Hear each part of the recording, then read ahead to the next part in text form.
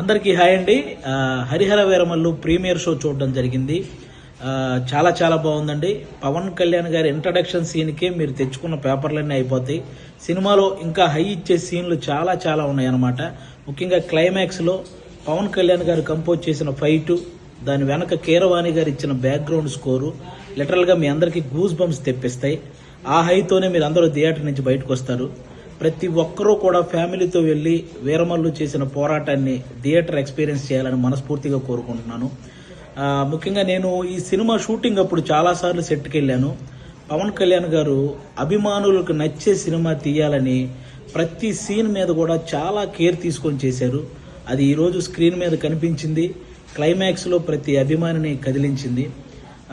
ముఖ్యంగా ఆయన అంటే ఎప్పుడో ఒకసారి అభిమానుల కోసం ఒక హిట్ దేవుడు అని కోరుకుంటే గబ్బర్ సింగ్ వచ్చింది. ఆ తర్వాత మళ్ళీ ఇప్పుడే అభిమానుల కోసం ఒక హిట్ దేవుడు అని కోరుకున్నారు. మనకి హరిహర వీరమల్లు వచ్చింది. మీరు ఆఫ్ స్క్రీన్లో ధర్మం కోసం పోరాడిన పవన్ కళ్యాణ్ గారిని చూశారు. ఆన్ స్క్రీన్లో ధర్మం కోసం పోరాడుతున్న హరిహర వీరమల్లును కూడా చూసి ఎంజాయ్ చేయాలని మనస్ఫూర్తిగా కోరుకుంటున్నాను. మీరు గమనించే ఉంటారు, ఆయన సినిమా జీవితంలో ఎప్పుడు ఇవ్వనన్ని ప్రెస్ మీట్లు, ఎప్పుడు చేయనన్ని ఇంటర్వ్యూలు, అలాగే 2 ప్రీ రిలీజ్ ఈవెంట్లు, ఇవన్నీ ఓన్లీ సినిమా కోసం నిలబడ్డమే కాదు, ఏఎం రత్నం గారు అనే ఒక మంచి ప్రొడ్యూసర్ కోసం నిలబడ్డమండి.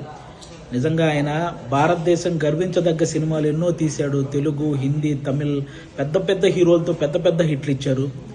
ఈరోజు పవన్ కళ్యాణ్ గారితో ఆయన పొలిటికల్ షెడ్యూల్ని దృష్టిలో పెట్టుకొని దానికి తగ్గట్టు సినిమా షెడ్యూల్ని వేసి అక్కడ పొలిటికల్ కెరీర్లో ఆయన ఒక మైలురాయి సాధించడానికి, అలాగే సినిమా కెరియర్లో ఇంకొక మైలురాయి సాధించడానికి తోడ్పడిన ఒక మంచి ప్రొడ్యూసర్ అండి ఏఎం రత్నం గారు.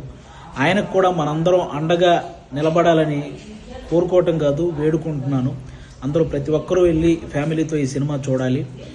అలాగే ఆల్మోస్ట్ 30 సంవత్సరాల నుంచి పవన్ కళ్యాణ్ గారు సినిమాల ద్వారా మనల్ని ఎంటర్టైన్ చేశారు. పాలిటిక్స్ ద్వారా ఎన్నో అవమానాలు పడ్డారు. కష్టాల్లో ఉన్న ఎంతో మందిని ఆదుకున్నారు. అలాంటి వ్యక్తి ఎప్పుడో కానీ మనస్ఫూర్తిగా ఒక మాట అడగడు, సినిమా చూడండి అని. కాబట్టి ఆయన్ని అంటే ఇంకో 3 సినిమాల తర్వాత ఆయన మళ్ళీ కొన్ని సంవత్సరాలు సినిమాలు చేస్తాడో లేదో కూడా తెలియదు. అలాంటి వ్యక్తికి మనం ఈ 3 సినిమాలు ఆయన గుర్తుంచుకునే విధంగా, ఆయన గుర్తుపెట్టుకునే విధంగా విజయాన్ని అందించాలని మనం మనస్ఫూర్తిగా కోరుకుంటున్నాను.